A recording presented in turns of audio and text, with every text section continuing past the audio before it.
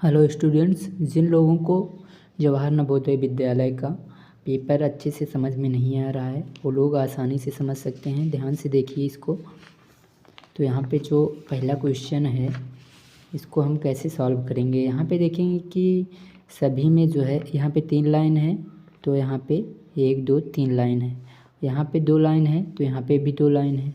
इसी प्रकार चौथे वाले में भी देखेंगे कि 1 2 3 4 लाइन है और यहाँ पे बगल में भी 4 लाइन है और यहाँ पे 3 लाइन है। यहाँ पे उससे एक कम है, इसलिए ये वाला ऑप्शन सबसे अलग है, इसलिए ये पहला वाला सही हो गया।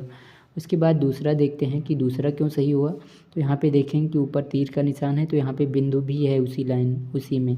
इसके बाद इसी दूसरे वाले में भी इसी प्रकार है, तीसरे वाले में भी, लेकिन चौथे वाले में उसके इस तरफ नहीं है, इसलिए ये जो है चौथा वाला ऑप्शन सबसे अलग हुआ। तीसरा क्वेश्चन देखते हैं। तीसरे क्वेश्चन में सभी में जो है 4 खाने हैं, 4 भागों में डिवाइड है, लेकिन इसमें 8 भागों में डिवाइड है, इसलिए बी वाला ऑप्शन सही हुआ। उसके बाद तीसरा देखते हैं कि यहाँ पे सभी में आधे तक गया है, पेंट किया गया है थोड़ा सा यहाँ पे, लेकिन पूरे में जो है कोण बनाया गया है, इसके लिए यहाँ पे चौथा वाला यानी डी वाला ऑप्शन सही हुआ। उसके बाद यहाँ पे पांचवा क्वेश्चन देखते हैं।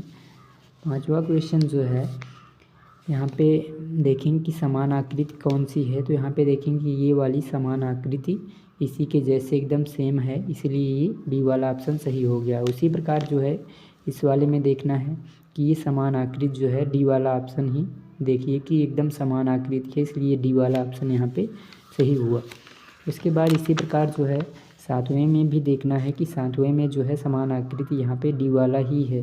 देख लीजिए, मिला लीजिए अच्छे से, तो ये डी वाला ऑप्शन सही हो गया इसी के कारण। उसके बाद यहाँ पे जो आठवां क्वेश्चन है इसमें भी समान आकृति ढूंढना है, तो ये बी वाला ऑप्शन जो है समान आकृति है, इसलिए यहाँ पे बी वाला ऑप्शन सही हो गया। उसके बाद अगला क्वेश्चन देखते हैं, क्वेश्चन नंबर 9। तो क्वेश्चन नंबर 9 में जो है हमको आकृति को पूरा करना है। तो ऊपर वाला भाग है, देखेंगे कि जो इस तरफ है तो इस तरफ वाला भाग इसी तरफ होना चाहिए, इसलिए यहाँ पे इसको हम पूरा फिल करेंगे तो ये वाला ऑप्शन पहला वाला ऑप्शन ही ऊपर सेट हो रहा है, इसलिए ये सही हो गया।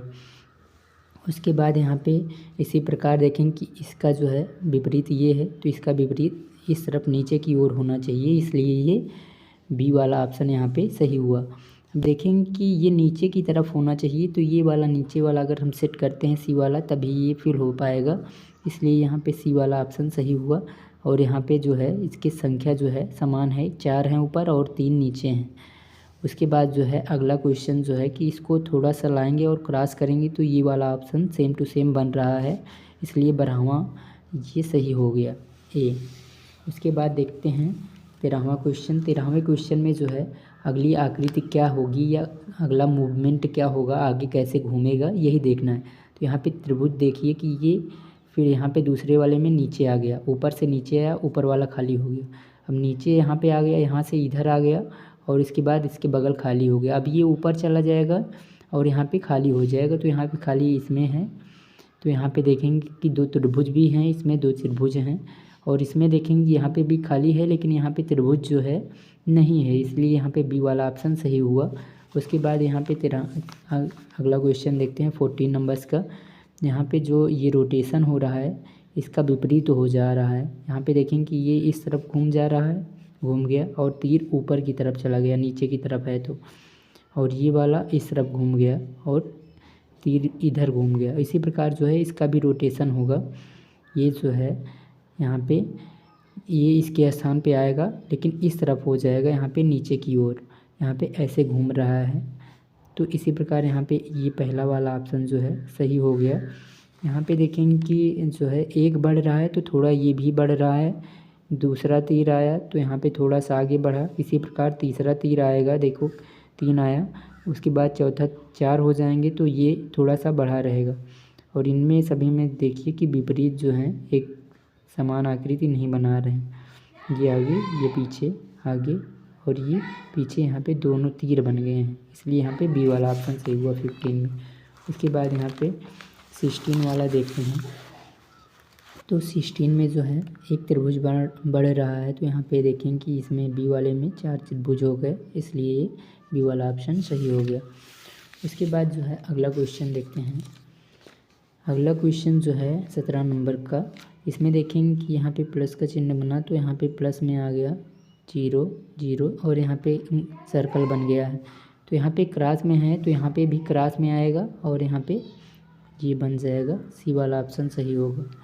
यहाँ पे 4 लाइनें हैं इस प्रकार, तो एक चतुर्भुज बन गया। अब इस प्रकार 4 लाइनें हैं तो इस प्रकार एक चतुर्भुज बनेगा, इसलिए यहाँ पे सी वाला ऑप्शन सही हुआ।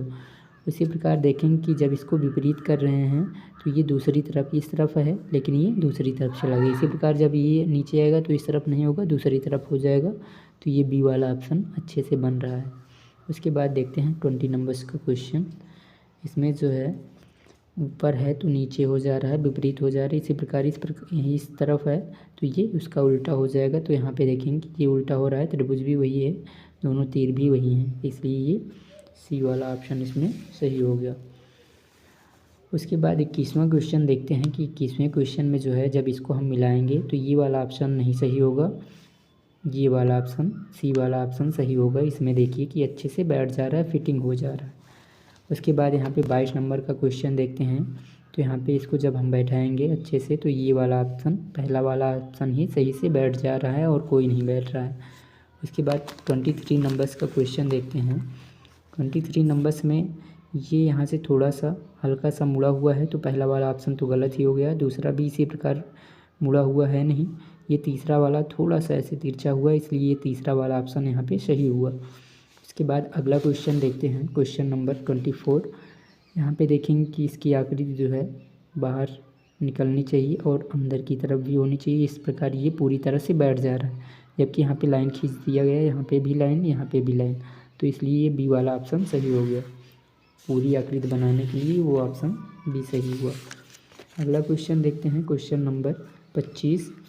तो 25 में जो ए वाला है इसका प्रतिबिंब है, देखेंगे कि जो दर्पण की तरफ होगा वो पीछे चला जाएगा, ये वाला आगे आ जाएगा, इसलिए यहाँ पे पहला वाला ऑप्शन सही हुआ। इसी प्रकार जो है इसमें भी दर्पण रखा गया तो इसका विपरीत ही बनता है, तो ये विपरीत ये हो जाएगा। ये इस तरफ है तो ये इस तरफ आ जाएगा, बाएं है तो दाएं आ जाएगा, तो यहाँ पे ये पहला वाला ऑप्शन सही हुआ। इसी प्रकार जो है दाहिनी तरफ रखा गया है तो ये बाईं तरफ वाला दाहिनी तरफ वाला बाईं तरफ आ जाएगा, तो यहाँ पे ये वाला ही ऑप्शन सही होगा। उसके बाद अगला क्वेश्चन देखते हैं 28। तो यम अगर यहाँ पे दाहिनी तरफ है, शीशे के पास है, तो शीशे से दूर हो जाएगा, यम यहाँ पे आ जाएगा, ओ बीच में ही रहेगा, टी विपरीत वही रहेगा, तो इसलिए यहाँ पे पहला ऑप्शन सही हुआ। अगला क्वेश्चन देखते हैं, क्वेश्चन नंबर 29 में देखेंगे कि यहाँ पे जो है मोड़ रहे हैं कागज़ को और यहाँ पे ये बना रहे हैं, तो इसको अगर हम मोड़ के काट के देखते हैं तो ये वाला पहला वाला ऑप्शन सही होगा। उसके बाद जो है 30 नंबर के क्वेश्चन में जो है एक त्रिभुज बन रहा है, तो ये इसको काट के भी देखा गया है, तो यहाँ पे ये बी वाला ऑप्शन सही हुआ। इसी प्रकार जो है इसको हम अगर इस प्रकार मोड़ें ऊपर की ओर, फिर से एक बार फोल्ड करें और इसके कोने पे दोनों तरफ काट दें, तो यहाँ पे ये वाला ऑप्शन पहला बन रहा है। इसी प्रकार 32 वाला जो क्वेश्चन होगा, 2 गोले बनाएंगे तो इसके दूसरी तरफ भी 2 गोले बनेंगे, और जब इसको इस तरफ 2 गोले बनेंगे तो इसके नीचे भी बनेंगे, इसके इस तरफ भी बनेंगे, तो ये यहाँ पे सी वाला ऑप्शन सही हो जाएगा, इस प्रकार बनेगा।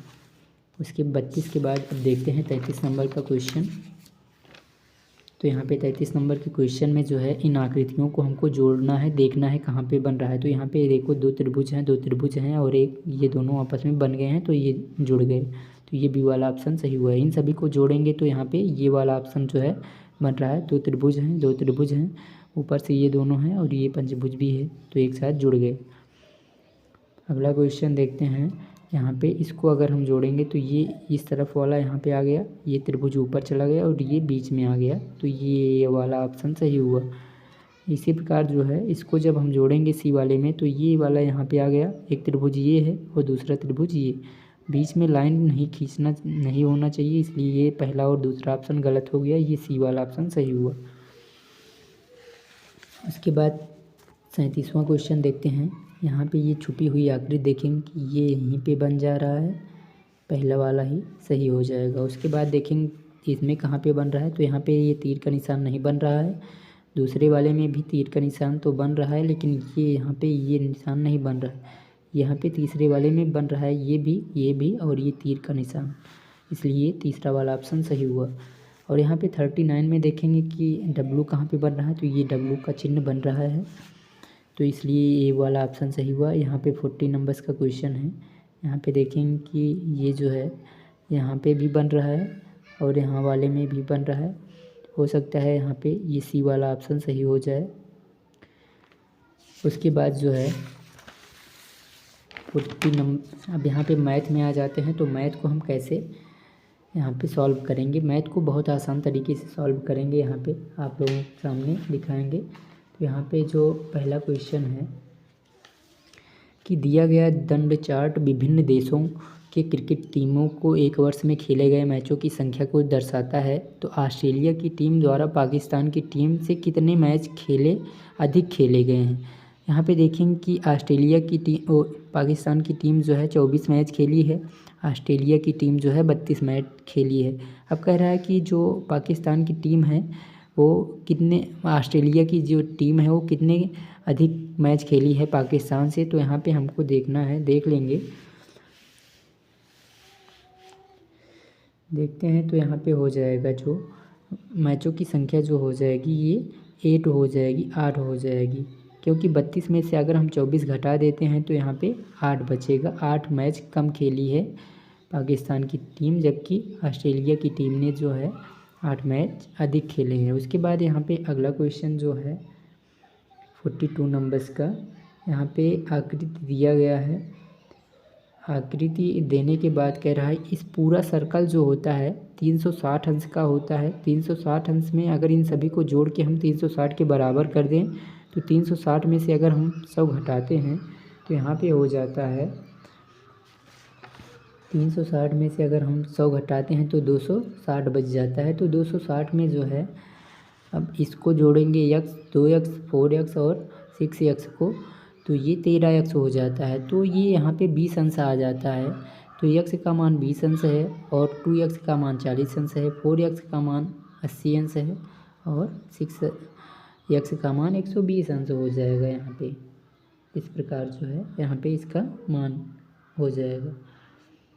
उसके बाद अगला क्वेश्चन जो है कि 30,000 जो है 9 को का कैसे इसको हम पढ़ सकते हैं सही रूप से। तो यहाँ पे जो है इसको पढ़ने के लिए जो है 3 10,000 और 9 इकाई, तो 3 10,000 में गुणा करते हैं तो 30,000 हो जाएगा, 9 इकाई है तो 9 30,000 9 हो जाएगा, इसलिए यहाँ पे सी वाला ऑप्शन ये सही हुआ। उसके बाद देखेंगे कि 44 नंबर का क्वेश्चन कि यदि दो कोणों का योगफल एक अधिक कोण है तो निम्न में कौन सा संभव नहीं है। तो दो समकोण होंगे तो ये संभव नहीं होगा।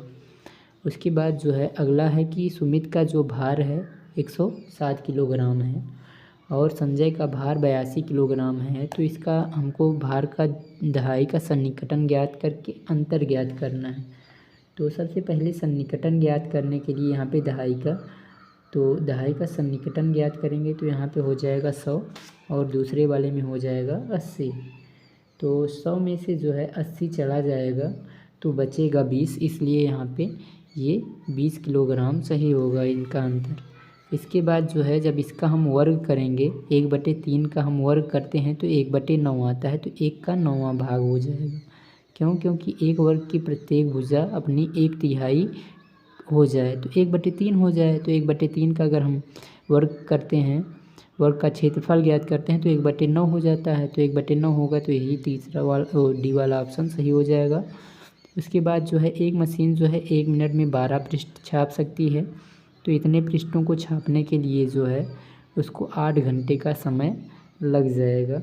8 घंटे का समय कैसे लगेगा ये भी देख लीजिए कि इसको हम 12 से भाग देते हैं तो यहाँ पे 480 आ जाएगा। 480 को अगर हम, ये मिनट में होगा, अब मिनट को हम घंटे में चेंज करने के लिए 60 से भाग दे देते हैं तो यहाँ पे 8 आ जाएगा। उसके बाद देखते हैं कि एक वस्तु जो है इतने रुपए में जो है 2,540 रुपये में बेचने पर जो लाभ प्राप्त हुआ वही जो है उस वस्तु को 1,850 में बेचने पर जो हानि होती है, ये दोनों आपस में बराबर हैं। यहाँ पे देख लीजिए ये वाला क्वेश्चन जो है, यहाँ पे देखिए कि लाभ बराबर होता है विक्रय मूल्य माइनस क्रय मूल्य, हानि बराबर क्रय मूल्य माइनस विक्रय मूल्य। क्रय मूल्य हम मान लेते हैं x रुपये है, तो विक्रय मूल्य जो दिया गया है पहले में 2540 रुपये है और लाभ हमको प्राप्त करना है, तो विक्रय मूल्य को विक्रय मूल्य के स्थान पे रख दिए, क्रय मूल्य को क्रय मूल्य के स्थान पे। इसी प्रकार हानि ज्ञात कर लिए।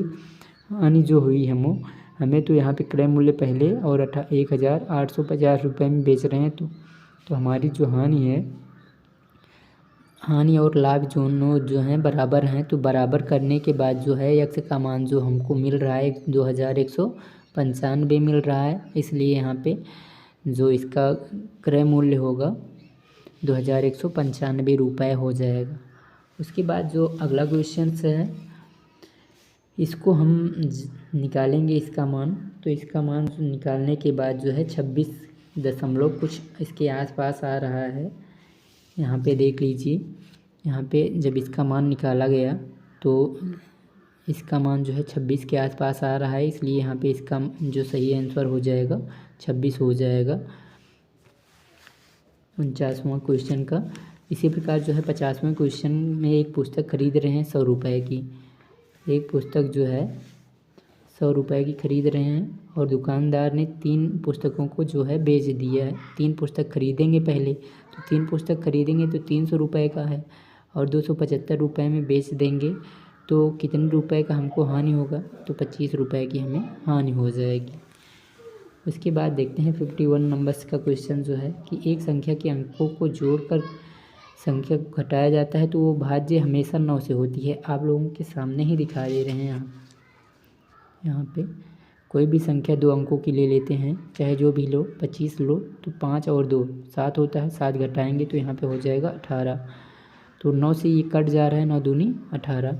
अब इसी प्रकार चाहे जो ले लो, 35 ले लेते हैं और यहाँ पे इसके अंकों को जोड़ते हैं, तो यहाँ पे 5 3 8, 8 घटाएंगे तो 8 घटाएंगे ये, तो यहाँ पे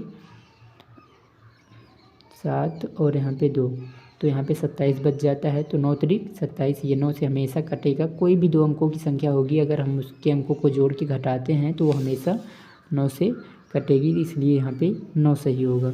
उसके बाद जब इसको हम दशमलव में बदलते हैं तो 31.4375 आ जाएगा। यहाँ पे इसको सॉल्व भी किए हैं, आप लोग देख भी सकते हैं, भाग करके देख भी सकते हैं। यहाँ पे ये सॉल्व है, देख लीजिए। यहाँ पे 31 पहले से ही है तो 31 लिख दिया गया है। अब यहाँ पे 7 को ही भाग देना है, तो 7 को इस प्रकार हम भाग दे के देख सकते हैं कि 4 3 और 7 आ रहा है, तो 31.437 इसका आंसर हो जाएगा। अगला क्वेश्चन देखते हैं कि वह भिन्न तुल्य संख्या तब होगी कि जब शून्य को छोड़कर अंश व हर का गुणा किया जाए। चाहे किसी भी संख्या से अगर अंश और हर का गुणा एक साथ किया जाएगा तो वो तुल्य भिन्न हमेशा समान रहती है। ठीक जैसे 1/2 में अगर हम 2 से गुणा करते हैं ऊपर नीचे, तब भी वही रहेगा, 1/2 ही आएगा उसको काटने के बाद, तो इसलिए यहाँ पे सी वाला ऑप्शन सही हुआ। अब डी वाला यहाँ पे देखते हैं कि 54 है। 54 वाले में यहाँ पे 30 किलोग्राम मिठाई को 2/3 किलोग्राम भार के कितने मिठाई के पैकेट बनाए जा सकते हैं। तो इसको बनाने के लिए जो है यहाँ पे 30 किलोग्राम है, 2/3 किलोग्राम भार का हमको बनाना है पैकेट, तो इससे भाग दे देते हैं, तो भाग देने पे जो है 45 आ जाएगा, इसलिए यहाँ पे कितने मिठाई के पैकेट बनेंगे 45। यहाँ पे आपको सॉल्व करके भी दिखा दिया जाता है, देख लीजिए।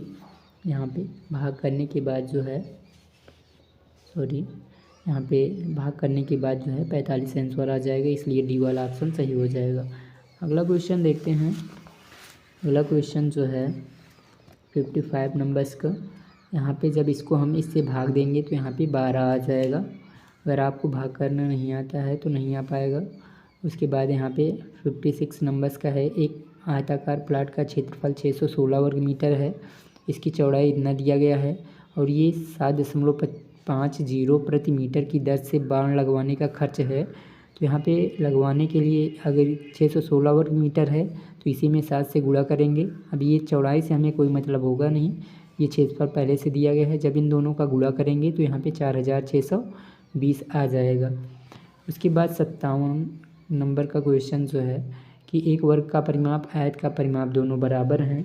जब वर्ग और आयत का परिमाप जो है बराबर है तो यहाँ पे इसको हम ऐसे सॉल्व कर सकते हैं तो यहाँ पे देखिए कि वर्ग का परिमाप और आयत का परिमाप बराबर है, तो 2 गुणे लंबाई प्लस चौड़ाई, ये आयत का परिमाप होता है, 17 दिया गया है और 11 दिया गया है। इन दोनों को हम जब परिमाप ज्ञात करेंगे तो 56 हो जाएगा। अब यहाँ पे देखेंगे कि वर्ग का परिमाप बराबर होता है 4 गुणे भुजा, तो यहाँ पे भुजा हमको ज्ञात हो जाएगी इस प्रकार की 14 मीटर है। जब हमको भुजा मालूम है 47 नंबर्स के क्वेश्चन में, तो क्षेत्रफल ज्ञात करने में बहुत आसान है कि क्षेत्रफल बराबर होता है भुजा स्क्वायर यानी भुजा गुणे भुजा। तो यहाँ पे 14 का 14 में गुणा करेंगे तो 196 आ जाएगा। तो यहाँ पे जो है ये वाला ऑप्शन सही हो जाएगा, एक पहला वाला। उसके बाद देखते हैं कि यदि a/b एक भिन्न है तो a बराबर b-3 और a+10/b माइनस a/b बराबर 10/7 दिया गया है, तो a और a/b का मान हमारा जो हो जाएगा ये 4/7 हो जाएगा। तो 4/7 हम कैसे आएगा ये भी देख लीजिए आप लोग। यहाँ पे इसको सॉल्व भी कर दिया गया है, तो यहाँ पे देख लीजिए। अगर नहीं आ रहा है तो यहाँ पे इसका मान इस प्रकार रखेंगे और नीचे आएंगे तो b का मान ज्ञात होगा। और यहाँ पे a बराबर b-3 दिया गया है, तो b का मान रखे तो यहाँ पे a का मान ज्ञात हुआ, तो a/b बराबर आ गया 4/7। अगला क्वेश्चन है कि 3 अंकों की बड़ी से बड़ी संख्या और 3 अंकों की छोटी से छोटी संख्या जो 9, 6 और 0 से बनी हो, इसका क्या करना है, गुणनफल याद करना है। तो गुणनफल याद करेंगे तो यहाँ पे आ जाएगा 58464 यहाँ पे गुणा करके देख लीजिएगा। अगर आप लोगों को गुणा करना आता है तो किसका गुणा करना है ये भी देख लीजिए कि यहाँ पे पहले 960 हो जाएगा और 609, इन दोनों का गुणा करेंगे तो यहाँ पे इतना आ जाएगा। अगला क्वेश्चन जो है 60 नंबर का कि 1 से 100 तक जो है सभी संख्याओं को लिखते हैं तो 9 जो है कितनी बार आएगा, तो 9 जो है यहाँ पे 20 बार आता है। ये आप लोगों को आपके सामने दिखा भी दे रहे हैं कि ये यहाँ पे 9 लिखा है। जब गिनेंगे इसको तो यहाँ पे जो है ये 20 बार आएगा, 20 बार आता है। तो 20 में जो टिक मारे हैं वो सही है। बाकी हिंदी का पोर्शन जो है आप लोग ऐसे ही देख सकते हैं। यहाँ पे पर्यावरण, उसके बाद दूसरे वाले में हरे भरे वनों में, तीसरे वाले में विनाशकारी बाढ़, और ये व्यक्तिवाचक जो है संज्ञा है। उसके बाद यहाँ पे अमूल्य है, मूल्यवान मतलब अनमोल है, इसका पर्यायवाची ही ज्ञात करना बताना था। तो अगला क्वेश्चन है कि विनम्रता एक महान क्या है, गुण है। उसके बाद विनम्रता का अभिप्राय जो है सविनय होना है, सविनय का मतलब नम्र हो जाना है। उसके बाद विनम्र व्यक्ति से सीखता है, स्वयं के अनुभव से ही सीखता है वो। और घमंडी का पर्यायवाची है अक्खड़। जिद्दी का विलोम है, विलोम मतलब जिद्दी का मतलब हम अपने बात पे अटल भी रह सकते हैं, कठोर भी हो सकता है, स्वेच्छाचारी अपने लिए सोचने वाला। सहमत का मतलब किसी बात को सहमत कर लेना, जिद्दी का सहमत जो है सही विलोम हो जाएगा। उसके बाद अगला क्वेश्चन है 71 का धन्यवाद का जो अर्थ है यहाँ पे कृतज्ञ है इसके अनुसार। उसके बाद जो है महान सद्गुण जो है कृतज्ञता प्रदर्शन है, अपने विचारों में भी कोई कृतज्ञ हो सकता है, ये ऐसा इसमें दिया भी गया है। सहायक शब्द जो है एक प्रकार का विशेषण है। सद्गुण का जो अर्थ होता है नायकवाद होता है, वीरता होता है यहाँ पे इसके अनुसार। अगला जो है 76, तो 76 में जो है मानसिक स्वास्थ्य नहीं होगा। यहाँ पे ऊंचाई जो है कोई परिवर्तित नहीं हो रहा है, कोई भी प्रभाव नहीं पड़ रहा है ऊंचाई पे। उसके बाद जो है यहाँ पे आतंक और हिंसा के दृश्यों से युवकों में मनोवैज्ञानिक समस्याएं जन्म लेती हैं। मनोवैज्ञानिक समस्याओं का संबंध जो है मानस से है। उसके बाद 78 में जो है टीवी देखने का प्रभाव बच्चों की दृष्टि पर सबसे अधिक पड़ता है, क्योंकि वे टीवी को बहुत निकट से देखते हैं, इसलिए ये है। उसके बाद यहाँ पे 79 ढीली का समानार्थी यानी समान शब्द जो है धीरे हो जाएगा।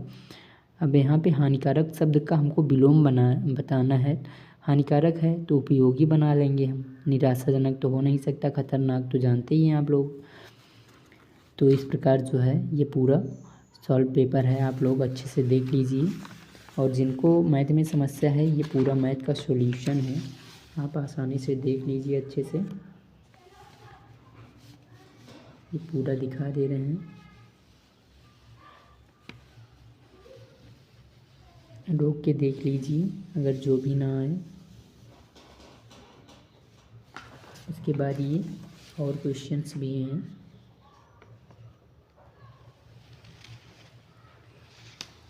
वीडियो को देखने के लिए धन्यवाद। मिलते हैं नेक्स्ट पार्ट में।